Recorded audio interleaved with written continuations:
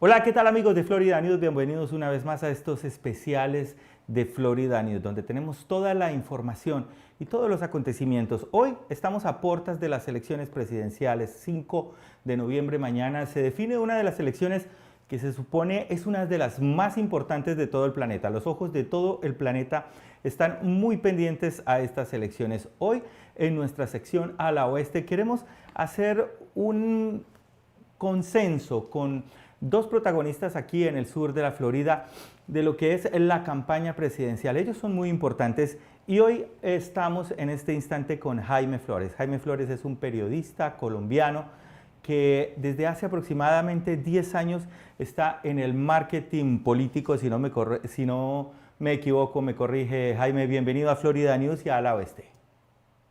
Gracias, Alejandro. Es un placer estar contigo. Sí, sin proponérnoslo, terminamos haciendo marketing para candidatos, inicialmente para la gobernación de la Florida, posteriormente para el Senado de los Estados Unidos y ahora estamos con la campaña presidencial de Donald Trump.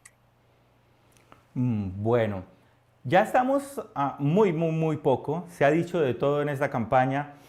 Si yo le hago una pregunta hoy a Jaime, ¿qué hace falta por decir? ¿Qué le hace falta por decir a estas personas que están indecisas y que ya mañana tienen que asistir a las urnas? ¿Qué les hace falta por decir? ¿Qué les hace falta por contar? Aunque obviamente, bueno, esa sería otra pregunta. ¿Qué le falta por decir hoy a usted en la campaña electoral? Yo puedo hablar uno a uno. Nuestros votantes le dirían no piensen en nada distinto del país, no piensen en las personas, no piensen en si el color del pelo les gusta, si los tweets que hace, si la manera como habla, si los humoristas que invitan a sus eventos, todo eso es irrelevante. Lo que estamos discutiendo en esta elección tiene que ver con el futuro de los Estados Unidos. Es absolutamente inaceptable que tengamos en este país gente que tiene que tomar una decisión, gente que trabaja y que tiene que tomar una decisión entre si pone gasolina en el tanque de su carro o si pone cereal en la mesa del desayuno de sus hijos, simplemente porque no puede hacer las dos cosas, no puede pagar por las dos cosas. Eso no sucedía en el país previo a Kamala Harris y a Joe Biden. Eso, por el contrario, no sucedía en la administración de Donald Trump cuando la inflación estaba controlada, cuando los ingresos de las personas estaban en ascenso, cuando las tasas de desempleo se iban a la baja. En fin, la gente tiene que pensar en las soluciones que este país necesita urgentemente. No podemos darnos el lujo de correr 4 años más con tanta desgracia. Bueno, yo creo que usted es el más indicado para que nosotros nos demos cuenta cómo es el panorama político electoral frente a la comunidad latina en general. Y estamos hablando colombianos, salvadoreños, puertorriqueños y cubanos. Estas personas, ¿cuál se ve la mayoría en tendencia republicana? ¿Ustedes dónde creen que está el fuerte electoral de ustedes? ¿Generalmente en la comunidad cubana? Sí, la respuesta a esa pregunta hecha de esta manera, sí, definitivamente, pues la comunidad cubana es la que más nos apoya. Obviamente le sigue la venezolana. También nuestros hermanos nicaragüenses apoyan las políticas de las administraciones republicanas y más recientemente se suma a esto los colombianos. ¿Y qué es, cuál es el punto común, el denominador común en estas cuatro comunidades?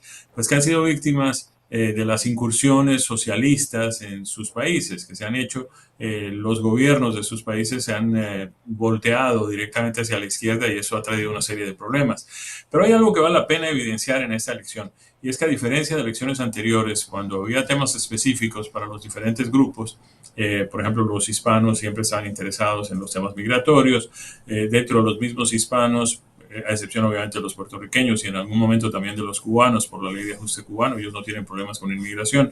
Los cubanos querían ver un gobierno que fuera más anticastrista, que tuviera más interés en, pues, en recuperar la democracia y todo lo demás en la isla.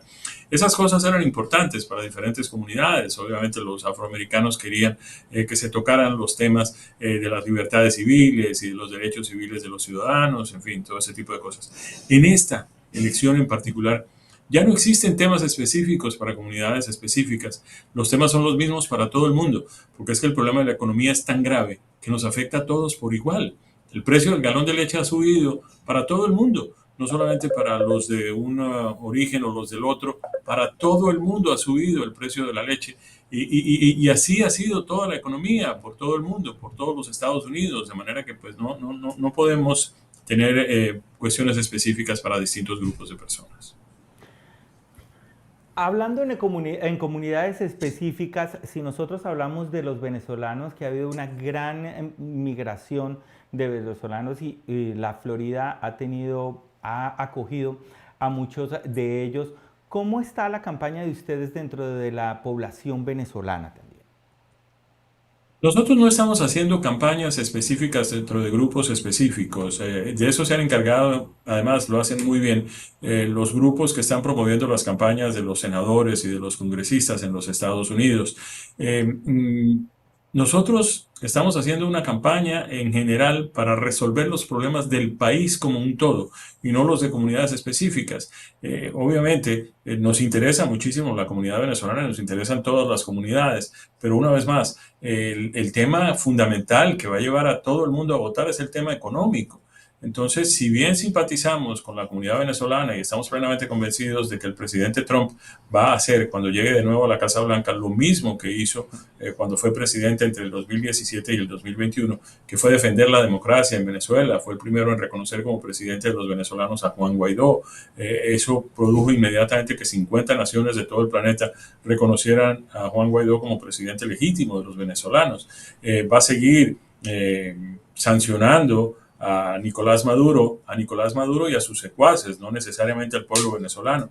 Esas sanciones que se impusieron, la gente va a decir, las sanciones no han funcionado porque la administración de Harris y Biden las levantaron, le devolvieron a Alex Saab al régimen de Maduro, le devolvieron los sobrinos de Silvia Flores al régimen de Maduro, sin nada a cambio. Se habían comprometido con hacer unas elecciones independientes y legítimas, y muy por el contrario, hicieron el peor fraude electoral de la historia, lo cometieron en Venezuela contra Edmundo González Urrutia. Cuando llegue el presidente de regreso a la Casa Blanca el 20 de enero, tengan la plena seguridad de que estas cosas empiezan a cambiar. Bueno, vamos a hacer un balance cuando ya quedan pocas horas. Yo creo que un poco más de 24 horas ya podríamos tener un indicio, leve indicio, de cómo han sido el resultado de las elecciones. Hay unos estados que son péndulo o bisagra, como lo llaman. ¿Cómo está el estado de la Florida en este preciso instante, las encuestas a las que han llegado ustedes, les han llegado oídos? ¿Cómo están en este momento esas encuestas y cómo se sienten ustedes? Nosotros nos sentimos muy cómodos con los resultados de las encuestas en Florida, porque de una manera general todas las encuestadoras nos están dando ventajas que van desde los 6 hasta los 10 puntos. Yo tengo la percepción personal de que podemos tener una ventaja en Florida de 2 dígitos, es decir, por encima del 10%. Esto nos dejaría definitivamente como un estado predominantemente republicano, más allá de que pues Florida fue un estado pendular hace no más de 3 o 4 ciclos electorales, pero esto se sumaría al gran triunfo de Ron DeSantis, al gran triunfo de Marco Rubio como senador en el estado de la Florida, que fueron absolutamente monumentales. Yo estoy plenamente convencido de que con un candidato al Senado de la altura y de la categoría de Rick Scott, que también está bastante arriba en las encuestas, y con el resultado que puede tener el presidente Trump en nuestro estado de Florida, vamos lejos. Además, no solamente las encuestas están dándonos resultados muy halagüeños, también los resultados, perdónenme la repetición de la palabra, pero los resultados que estamos viendo de la votación anticipada y la votación por correo son muy, muy favorables a los republicanos por cifras que pueden también estar cerca de ese 10%. Bueno, allí también toca usted preciso otro tema que nos interesa mucho a nosotros y ese cambio de precisamente el expresidente Trump había anunciado o había sugerido que no le gustaban mucho esas elecciones anticipadas o por correo, pero eso para ustedes en esta ocasión ha sido prácticamente bueno. ¿Cómo es ese cambio ahora como filosofía del partido en cuanto a las elecciones anticipadas que probablemente y lo que se ve hasta ahora han sido un éxito para ustedes? Sí, es que lo que cambió no fueron las elecciones, no fue el proceso, lo que cambió fue el escenario. Recordemos que cuando se aplicaron estas normas por última vez, habían sido digamos, reencauchadas o reformuladas por los demócratas con el pretexto de la pandemia. Entonces se había permitido el voto anticipado en buzones que no eran necesariamente vigilados, se le había permitido a los departamentos de elecciones que se enviaran boletas a todos los que aparecían en el censo electoral sin purgar ese censo frecuentemente, es decir, recibían boletas personas que ya habían muerto, personas que ya se habían mudado, personas que ya no vivían en el estado, en fin, todo ese tipo de cosas. Y nunca supimos exactamente qué pasó con esas boletas. Bueno, sabemos qué pasó, terminaron pues votando por demócratas en la mayoría de los estados, pero nunca pudimos establecer si esas boletas realmente habían sido diligenciadas por las personas que habían usado como remitentes. En fin, pasaron una serie de cosas que hubiéramos preferido que no pasaran y eso sucedió lamentablemente con los votos por correo. En Pensilvania, yo no voy a poder olvidar jamás esto. Yo llevo muchos años cubriendo como periodista procesos electorales y una de las cosas que uno usa como norma inmodificable es que una vez se han contado el 67% de los votos, es decir, 2/3 de los votos, se establece ya una tendencia que no cambia. No hay manera de cambiar. Cuando ya se han contado 2/3 de los votos y hay alguien que va ganando por 20%, ese va a ser el resultado final. Eso no Jaime, sucedió pero en Argentina. precisamente en estas tendencias tan, tan pegadas, tan cercanas y en esta división que hay tan exacta, ¿usted cree que también pueda pasar lo mismo o que las tendencias Claro, debe haber un friki rape? pero no es que recordemos que las encuestas se hacen con 1.000, 1.500, 2.000 personas. La gente que realmente sale a votar es una cantidad mucho más grande. Luego, la diferencia de votos sí va a ser un 1%, pero ese 1% puede ser 80.000 votos o 90.000 votos. Eh, el caso de Pensilvania es sospechoso porque, pues, primero pararon el conteo de los votos hacia las 3 de la mañana, volvieron a reiniciar el conteo de los votos a las 11 de la mañana y qué casualidad, el 90% de los votos que entraron después de que reabrieron el conteo eran todos por el Partido Demócrata. Nos llama mucho la atención eso. Mm, En fin, yo no entiendo por qué, si los votos provienen básicamente de las mismas zonas, de la misma gente, del mismo estado, ¿por qué los que votan por correo votan de una forma y los que votan personalmente votan de otra? Eh, en fin, eso se investigó, nunca pudimos demostrar, o nunca se investigó lo suficiente para que se pudiera demostrar que efectivamente había habido un fraude y nosotros reconocimos al presidente Biden como presidente de los Estados Unidos y ya esta pesadilla se acaba el 20 de enero. De manera que pues ese asunto ya, ese caso es juzgado. Vamos a lo que nos interesa a partir de ahora. Nosotros queremos unas elecciones limpias, pulcras, sólidas, claras, por encima de cualquier duda, que reflejen a cabalidad la voluntad de los votantes. No es solamente los republicanos los que deberíamos estar luchando por esto, yo creo que el país entero quiere un sistema electoral confiable. Esa es la base fundamental de nuestra democracia, que podamos elegir realmente a los dignatarios que queremos y que no nos cambien nuestra voluntad en el conteo de unos votos. Jaime, dos preguntas para terminar. La última, ¿se sienten hoy ustedes triunfalistas o siguen trabajando? Yo creo que lo veo todavía, lo veo como corriendo ahorita con su vehículo que casi se lo llevan. Bueno, ¿se sienten triunfalistas, triunfadores ya o todavía hay que no descuidarse en estas pocas horas?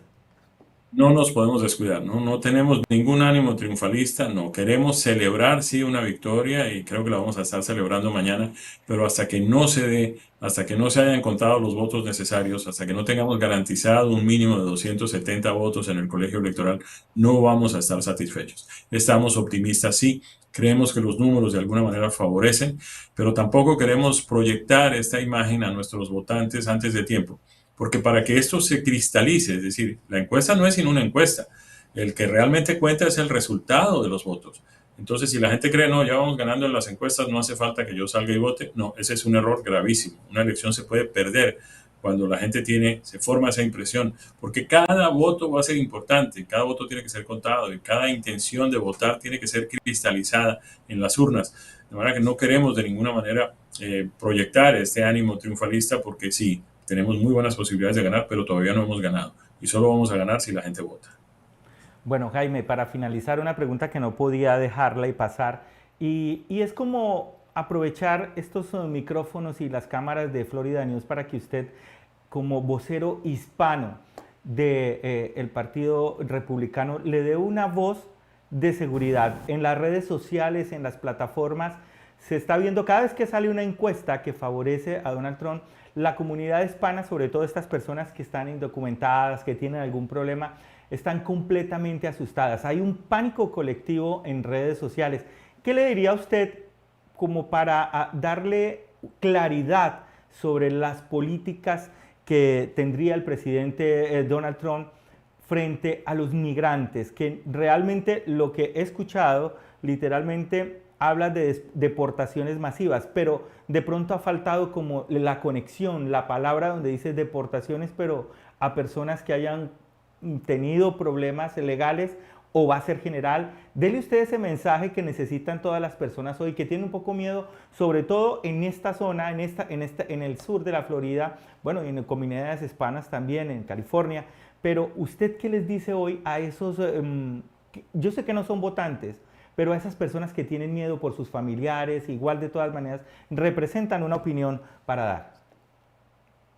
El que no debe no teme, y los que no deben no tienen nada que temer. Lo que sí tenemos es que organizarnos como hispanos. Las comunidades hispanas se van a tener que organizar y van a tener que mostrar a esas personas que están siendo víctimas de la ineficiencia de nuestro Servicio de Inmigración y Naturalización, hoy se llama USCIS, que no ha sido lo suficientemente eficiente como para resolver en un plazo razonable la situación migratoria de millones de personas en los Estados Unidos. Lo grave es que si esas personas ya tenían dificultades, las políticas de frontera abierta de esta administración las han empeorado, porque si teníamos 11 o 12 millones de inmigrantes que estaban con procesos interrumpidos o demasiado lentos o demasiado ineficientes, ahora tenemos ese problema agravado porque han entrado cerca de 10 millones de personas a quienes se les ha dado además permiso de trabajo, una serie de ventajas que nunca recibieron los que cumplieron con las normas, llenaron sus documentos, pagaron sus derechos y están esperando sus plazos. Yo creo que esas personas deben organizarse y yo me ofrezco desde ya a colaborar con esa iniciativa para explicarle al presidente y a su gobierno y a quien venga a ser su director del Departamento de Seguridad Doméstica y su director del Departamento de Inmigración, que una cosa son los invasores que han llegado con esta administración, la mayoría de los cuales vienen de países que ni siquiera son de nuestro continente y tampoco hablan español. Esas personas que lamentablemente están llegando de Asia, de África, de Oceanía, de otras partes, pues vienen detrás de nuestros empleos, de nuestras escuelas, de nuestras viviendas, en fin, vienen detrás de los logros que hemos conseguido como hispanos aquí en los últimos 40 o 50 años. Yo estoy plenamente convencido de que la administración Trump y el Partido Republicano entienden la importancia que tienen los hispanos, la necesidad que tiene este país del trabajo de los hispanos que han hecho un aporte valiosísimo, impagable al desarrollo de los Estados Unidos y que merecen seguir aquí. Ahora tenemos que empezar por lo que sí es urgente, que es que hay que sacar del país a aquellas personas que nunca han debido entrar, que nos están dañando además nuestra reputación y nuestra imagen entre todos los estadounidenses, porque cada vez aparecen más casos lamentables de inmigrantes indocumentados que están cometiendo delitos atroces en los Estados Unidos y nos afectan a todos esos delitos. A todos nos están tratando como si fuéramos delincuentes. Yo como colombiano viví un poco esa situación en la época de los carteles de narcotráfico y había que separar.